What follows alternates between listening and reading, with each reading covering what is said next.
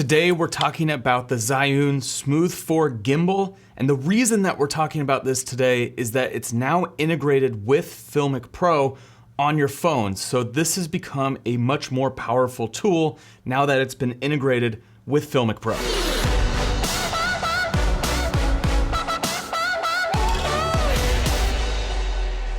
This video is sponsored by Zhiyun to tell you about the new partnership with Filmic Pro and some new updates to this gimbal.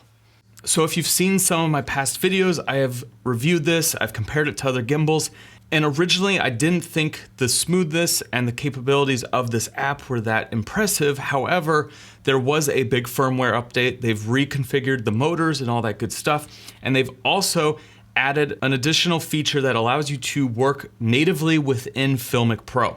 And this is huge because a lot of times the software that comes with these gimbals, it doesn't have the full capabilities that you want out of a smartphone gimbal. What Filmic Pro does is it gives you an app that gives you full manual control over your camera and a lot of features that allow you to get the most out of your camera with the compression that you get and all that. So in Filmic Pro, you can shoot at the least amount of compression on your smartphone, and you can also do things like add colors, you can shoot in log, you can shoot in flatter profiles. And if you guys want more info on how to color grade log footage, I'll put a link to my beginner's guide to color grading down in the description. So there's different ways in which that Filmic Pro is definitely enhancing the ability to shoot cinematic footage using your smartphone. Now, the issue is a lot of these gimbals don't allow you to basically use Filmic Pro because you have to have a link between the gimbal and the phone so that you can use all the functionality. Now, there's two things about the Zhiyun Smooth 4 that I really like, and I've said this in the past. One thing is just the way that it's laid out. So all the buttons are right here on the front, and you have this cool trigger on the back. Now, originally I did not like the way that this was set up. However, after working with it in some real world settings, I actually do really enjoy the way that this feels when you're actually shooting. So the double trigger on the back gives you the option to do a quick pan, which basically the gimbal will follow your movements any direction that you move, and it will do it fast. So you can do like a lot of whips and things like that. The bottom one allows you to do more of a slow. So that's a follow me in all directions. So you could be shooting in your lock mode and then click onto this and then it will follow you and then you can let go and it will lock. So it's opposite than a lot of other gimbals out there. But this actually gives you more flexibility when you're shooting because you're basically pulling that trigger on and off to get your shots. And so it feels more organic actually when you're moving around a subject to be using both these triggers in unison and then either have it in lock mode on the front or you have this follow me, semi-follow me mode where it follows your pan but not your tilt. So everything you need is between the front flip switch on the front and the two triggers on the back, and when you use them in unison, you can do some really cool dynamic moves without ever actually having to click through menus or click a button multiple times to access different modes. So that's one strength of this gimbal. You really just have access to freely move this however you need to in a scene without stopping and resetting. Now, obviously the other part is the focus zoom wheel on the side here. The focus zoom wheel is great. It feathers nicely. You can change the speed of it, but it allows you to focus and zoom. And when you're shooting, I've been using the focus more than anything.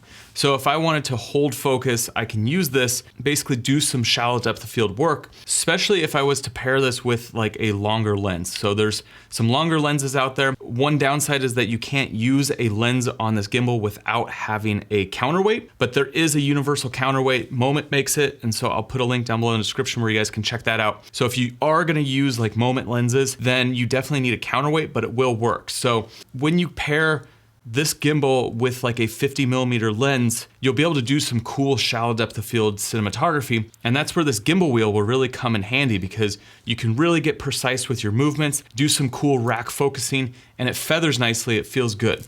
So definitely some strengths about this gimbal is just the way that it's set up. Now, it is definitely bigger than other smartphone gimbals on the market. It's taller, so that is just something to keep in mind. But one of the really cool things about the partnership between Zhiyun and Filmic Pro is that all your buttons have now been remapped into Filmic Pro. So these buttons on the front have functions within Filmic Pro, so you never actually have to touch the screen when you're out filming. So when you're filming, you have access to your exposures, you have access to change in and out of your auto modes, and you have access to basically everything that you need to shoot with. And so today when I was out shooting with Rachel, we just did some yoga flows out on Palisades Park, which is just above the beach. And I definitely wanted to see not only how smooth this gimbal is with the new firmware, but I also wanted to just see how it works with Filmic Pro. So let's just watch some of the footage that I got using the gimbal. Okay, so I'm gonna shoot everything in 4K, 60 frames a second using my iPhone XS Max. And the reason you wanna shoot 4K 60 with everything that you do when you're testing out a gimbal like this is that when you shoot 60, you really can see the wobble and see how much shake there is in a camera.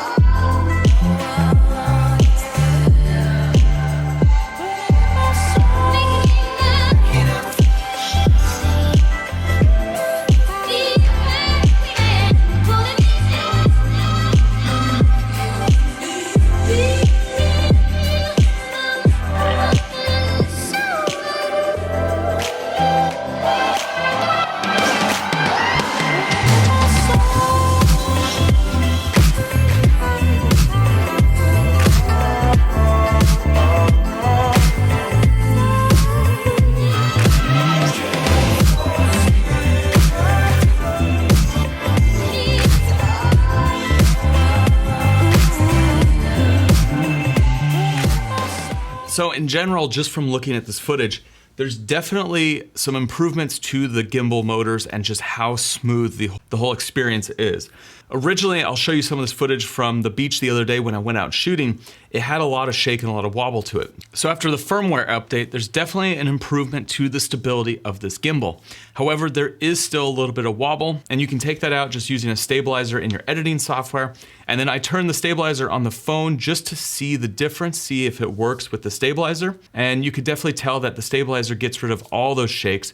However, in general, when you're working with a gimbal, you typically don't want to use your internal stabilization because it does mess with the footage a little bit. You might get some weird effects going on when you're panning and tilting and all that. So typically what I like to do, if the footage isn't perfectly smooth, then what I'll do is just run it through my stabilization in Final Cut, and it definitely cleans it up and makes it nice. So just from looking at this footage, you might need to use some stabilization. However, it is worth the trade-off just because of the functionality of Filmic Pro. So as I was shooting with Rachel, I barely had to touch the screen. Basically, I only touched the screen if I wanted to change some settings within the app itself. But once you set those up, so for example, I shot everything 4K 60, I shot in Filmic Extreme, and other than that, I don't need to touch the screen after the Smooth 4 is synced with the actual app.